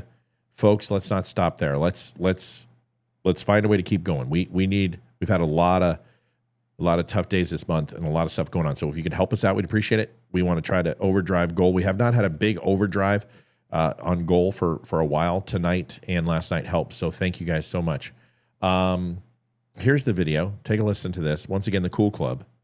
And folks, I am so very sorry about Facebook. There's nothing I can do about it. They hate us, and that's the case. That was, I don't want to say necessarily smeared. You'll be the judge of whether or not you were smeared, but roundly criticized by your colleagues for being curious about the wrong things. How difficult was it, do you think, for people to go against the herd? I think your diagnosis of sort of what was happening is much more on target than a lot of what sort of, I guess, you like right wing or other independent conservative media, which is that they believe that it's all liberal media and there's like much more of an ideological mission, like United Conspiracy. And I do think in some cases some reporters let their ideological leanings like affect their reporting, but I do agree that I think the groupthink that sets in among Washington and the self-reinforcing and the intimidation by the White House and by feeling like you're ostracized, not just by potential sources and potentially losing access, but also by like your peers and colleagues who are like giving you side eye. I do think is like, listen, it made me doubt myself. Right. I mean, I wasn't making it up. Like sources were telling me that he was struggling. So I reported it. Tell me more about that. How did it make you doubt yourself? Well, because if you're on a limb, you're like, why is no one following? I mean, some people did follow. It wasn't just me. Like New York Times. I started booking you. That's true. Like Jake. Jake started booking me on CNN and telling CNN that CNN should hire me and have me on more because he was fearless. Peter Baker did some like. And a few others there. Zolan comes to mind. I'm sure I'm missing names. Like, did build upon it, but yeah, I mean, like, I was like, on a limb, and like you, of course, like I think any journalist, you're like, you're checking yourself. So yeah, I mean, sometimes it was like, sometimes it was a bit lonely, but I think it was also just like, I was being told it, I believed my sources, and so it was like. He believed his sources. Okay. Dude, I've heard this guy quite a bit. He's been on Fox. He's making the tour. Mad props, dude. Mad props for writing a book when it was safe. But dude, some of us were calling out Biden when we were being blacklisted and being shadow banned. And yeah, we're sorry that you were upset about your followers or your peers. Do you know how damaging it is for me to call out Candace Owens? Do you know how damaging it is for me to go ahead and call out the stolen election or the lies about Russia and the bioweapon labs or the Nashville bombing or any of the things that we've pushed back on for so many years? Telling the truth isn't necessarily popular, and it certainly doesn't get a lot of people on your side. And we lost so many viewers because of it. So many viewers because I would not say that January 6th was okay. That I would not say that the stolen election, I was called a cuck, I was called a beta soy boy, I've been called a Jew lover. I don't care. And if you think that I don't have doubts, if you think that I didn't wake up this morning and look at the numbers and go, why can't we grow on Facebook? Why is our live show literally just stagnant at 300 to 400 people a night? Well, you know what? Because it used to be 75 a night. Then it was 10. And it was 125, and we continue to grow, and people find the show and go, in a world and a sea full of hooks and bait, there are people who are nibbling, and they take the hook and they stay. And then some people just nibble and go away. And that's just the way it is. But if your argument is, I felt isolated because I told the truth, welcome to the fucking club, pal. Think about the timing of all of that, too. Because if you are current and making a good call, right, you get ostracized largely by left-leaning media. Now, what that means is that we've had our budget basically stripped from us. We've been called out, but if we had done the same thing just 2 years later, then all of a sudden you get a book deal and become a millionaire? Yeah, exactly. There you go. It pisses me off too. Fuck this guy. And that's the part that should piss you off, because he's doing the same thing that we did. He's just later to the game and got rich out of it. Yeah. And so what is the real difference there? Obviously, if you're first to the game, it doesn't necessarily mean that you're going to come out ahead, I guess. I don't know. Dude, I'm with you. That's exactly how I felt. Exactly how I felt. To the letter. I was just kind of like, it'd be like someone writing a book on the Baltimore Bridge collapse, and we're like, and then they say exactly what we said and be like, what? It's frustrating. Material. I get it. It's so frustrating. It's just frustrating. You know, and I'll watch the news and I'll see Jesse's segment and I'm just listening to it. I'm just checking the boxes and going, are you kidding me? I mean, did you want to change any of the words that I used, or did you just want to go ahead and continue to, okay. Did you want to change the set in any way, or do you just want to go ahead and just take it? Did you want to read blatantly from the Dumb News article, or did you just want to? So at this point, it's just, listen, I know what I'm good at. I know what I'm bad at. I'm not bad at this. And whether it's sitting in front of you or talking in front of a camera, or we're doing a live show, I know a skill set that is decent, and I know when a skill set's bad. Leroy has an immense talent for bringing great questions and great commentary. We put together a good show. It's not that. It's the reach. And when I was visiting 20 to 30 million homes a month, and now I'm pushing 150,000 in a month, you can't compete. So the only way we get this show out is like, share, and subscribe, and come back. That's it. You got to come back. And like, oh yeah, I have other shows that I watch. Well, if those shows have 1 million viewers, watch a repeat. Watch it on replay. Watch this live. Come back here, because we need it. Because shows like this disappear way too often. There are some really good channels out there that are no longer here. They're gone because we didn't come back and watch. That's the key. Leroy, wrap us up. This was a little bit unscripted, but I wanted to add a quick anecdote. And Matt, if you can pull up the guy's picture, that would be really, really helpful. If you could pull up a guy named, what the hell is his name? Something Hughes. Hold on. I know what it is.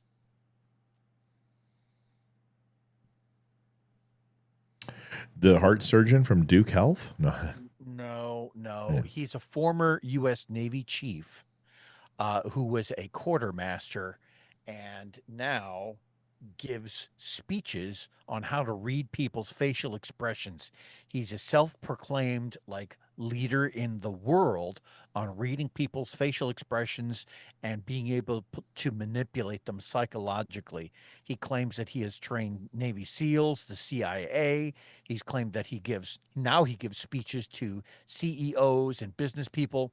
Something Hughes starts with a C. C. Hughes. Chase Hughes. Chase Hughes. Okay, so the reason I bring this up is he's a Navy chief. I'm a Navy chief. He was a quartermaster giving these amazing speeches through his company, and the dude is raking in millions to give speeches and to have this interaction with his audience. I, by contrast, am an actual intelligence chief who brings commentary every night that we come on.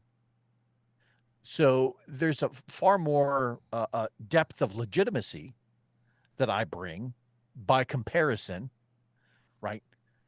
And this guy's worth millions. And so when we're talking about what Matt is describing is the reach, right? How popular a show gets. There are the Sean Ryans out there. There are the Joe Rogans, this kind of thing. That's why we need everyone to like, share, and subscribe, to make sure that you're trying to get this out to as many people as humanly possible, because the likelihood of two intelligence analysts on the same podcast Right. in any other portion of the interweb is zilch. It doesn't happen. And that's why it's important. We're bringing something that is unique. It's unique and it is highly specialized. There's a certain level of not only professionalism, but integrity that comes along. Comparison, we bring a higher quality show than 99% of the other podcasters out there. It just comes down to this. I've seen Chase's work, and he's excellent. He does a great job. I've saw him on Sean Ryan. I know who he is now. Yeah, he does great work. It's great. But it's a different type of show. And I think when we have the new studio, we can do better and greater things. But we just may have to untether from some of these social media channels. We just might have to go all in on Twitter and Rumble and Wimkin and just say YouTube and Facebook, thanks, have a nice day. And we're going to have to take some hits for a while, but we need to focus on growing in other channels. Now, it's gonna help having four. What's up, Maddie Howenitz?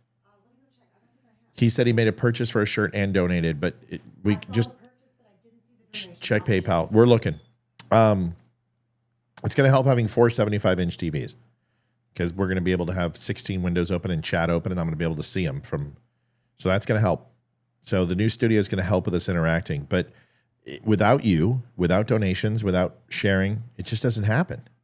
And you guys, when somebody makes that $100 donation during a show, it absolutely changes our lives because then other people see and go, you know what, I want to help. And it just, once again, I would love to get to a place where we don't do donations. That would be amazing.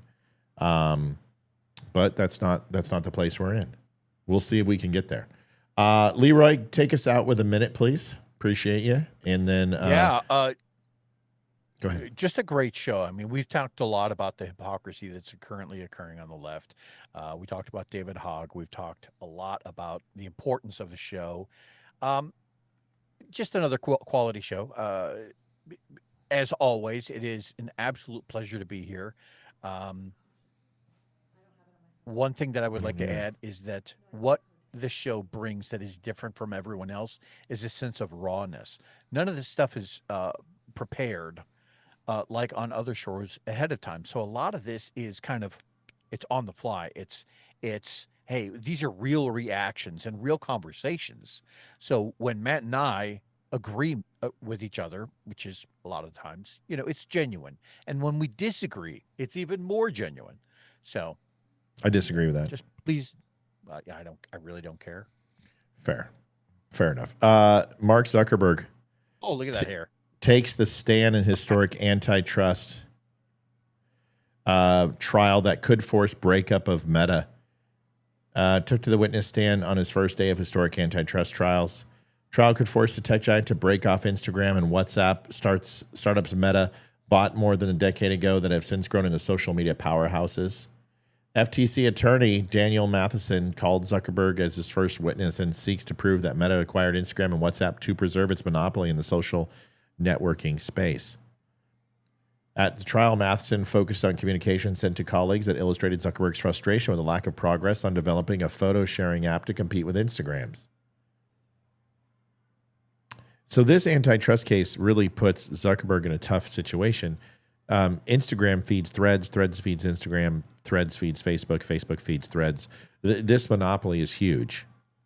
Yeah. And Facebook does not have an answer for Twitter. They're trying desperately. That's why they're pushing Reels. They still push me Reels even though they don't pay me for them. I have Reels that have hit 3-4 million views. I haven't made a dime off of them. On a reel that makes 4 million views, I should make almost $1,000 on. Matt Howen, it's donated $21.10. Thanks for all the hard work to put on the best damn show. Oh, and fuck Facebook. Thank you, Matt. It's nice. But my man, we don't make anything on Reels. We don't make anything on this live show. We don't make a penny off of. Not $1. We can't do stars. We don't get live ads. So none of that stuff, folks. So Mark Zuckerberg's running a monopoly. He is having conservative content creators provide millions upon millions upon millions of interactions a minute. And he's throttling all of us. And there's nothing we can do about it. So I would love to see some karma come his way. I really would. From the messenger, from the messenger app that was being used for child sex trafficking, from him censoring the Hunter Biden and Joe Biden stories, from him suppressing things about COVID, from him donating $500 million to Democrat elections. I'm ready for Mark Zuckerberg to take a fall, because I have written in and appealed these decisions. There's no answer. They can't even tell me what I did wrong. There's no strikes. There's nothing. There's nothing that says this video is wrong. It just says our software indicated that you're inappropriately displaying videos. What videos? If you demonetize my videos and I can't make money off of them, who gives a shit about copyright? That means that that person can put a copyright claim on and they make the money off of it. How have I broken any law? They can't tell me how. They don't believe in fair use. I'm allowed to take any video I want as long as I give credit and as long as I don't alter its form, because I'm a independent news agency. Matt knows that I am a pretty far right-leaning, borderline libertarian. We've discussed this in the show before, but in a rare admission here on my part, I'm going to say this is one of the one times where I am all for the government stepping in and breaking Zuckerberg's monopoly up. It needs to happen, honestly. Mm-hmm. In order to create an environment that fosters more competition, that would need to happen. Right. And not even that, but their oversight board. They have an independent board that you can't send anything into them. Imagine a board that's whole design is to listen to people's cases that Facebook won't listen to, and then you don't have any access to send anything in. I need to speak to this board. I need to show them, what have I done? Why were you putting COVID warning labels on my videos when I never spoke out against a vaccine or never said anything that wasn't being reported with medical journals? Folks, we will not give up. But you know what? I have to look at my other channels. We're overdriving on Rumble. We're overdriving on YouTube. I've got, 1,600 followers on Rumble? And this show right here by tomorrow will have 500 to 750 views. That's a great ratio. It's not amazing, but if you give me 100,000 followers, what it would look like. But you know what? I spoke to them. Bye-bye, Dallas. I told you guys. Dallas was a charlatan. Ooh. Best team in the West is the Avs. The only person who could beat Edmonton were the Avs. We would have swept the Edmonton Oilers. I'm just telling you right now. It doesn't matter. Fuck, it's over. But listen to me. We're not going to stop. We just need your help. And it's not just donations. It's sharing. It's liking, subscribing. It's constantly getting the show repped. And honestly, you know what we need to do? We need to start clipping the show. And there's some software that'll do that, and I'm going to consider it, that will make auto clips of our live show and start posting them. Tim Pool posts like 20 videos a day of his live shows, and that has an impact. So there's some things that I can do better from a marketing standpoint, but what I need to do is get some free time. As soon as this new studio is made, it changes my life. It changes my life because production becomes easy. And I don't have to set up new cameras, and I don't have to process over here and import it over here. Everything's just going to be done in one studio. It's going to make our lives easy. Leroy, I want to tell you thank you. I love that you're on. I love that we're kind of having to get off at 9 because I got to go paint and I got to go do work.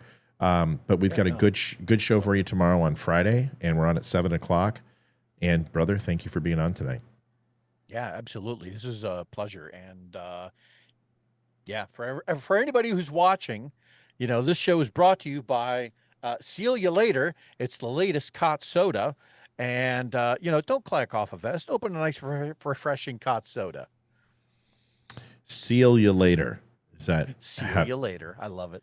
It's pretty funny. If I'm not mistaken, was that a particular terrorist Yeah, I mean, that looks like UBL to me. Looks like him to me. Osama bin Laden, folks. See you later. Yeah. Pretty good stuff. All right, folks. See you tomorrow, Friday. Thanks for watching the Don't Unfriend Me Show. Please like this. Listen, we have 115 likes, and, well, I can't complain. That's actually pretty good considering we have 119 on. We'll see you guys tomorrow. Do you make money from those other platforms? I make a little money in Rumble. Most of those are donations. Advertising isn't big enough. YouTube, I make nothing. And if you give me a super chat, they take 50% of it. And Wimkin is our gold sponsor, and they give us a yearly. It's very nice what they do. They take care of us. It makes up about 40% of our show's income. But your donations are where the money's at. That helps us. The donations. It's amazing. Okay. So hopefully that helps. Rumble. I forgot to tell you, Rumble's doing something for us. I just actually talked to their developers. A lady in customer service reached out to me and she goes, "How's your experience with Rumble?" I said, "It sucks. I see you guys promoting people who have 80,000 people watching, and I've got, and I appreciate it, 100. And she goes, "What seems to be the problem?" I go, "Type in the dumb show." She does, because nothing comes up. I said, "I know." I said, "Type in Don't Unfriend Me." And she goes, "Oh, it does come up." And I said, "Well, that's my main account, but the dumb show, which is my page, doesn't show up in search. So people can't find me. They always ask me, 'Are you on Rumble?'" She goes, "That's because you're named the Don't Unfriend Me show. That comes up, but we're going to fix it for you." So it might take a couple of weeks, but the programmers are working on having it pull up as the dumb show from now on. So something to think about. Yeah. But that's the way it is. Yeah. That's All right. progress. Progress is slow, but I mean, progress is still progress. So progress is still progress. Good night, everybody. We'll see you tomorrow, 7 o'clock. See you, Leroy. Peace out, homies. See you, buddy. Wrong video. This Wrong video. is the Don't Unfriend Me Show with your hosts, Matt, Leroy, Amy, and Olivia. Geopolitics, military analysis, and election coverage. Coming to you live on all major social media channels at The Dumb Show. Honest, direct, unfiltered. We can agree, we can disagree. Just don't unfriend me.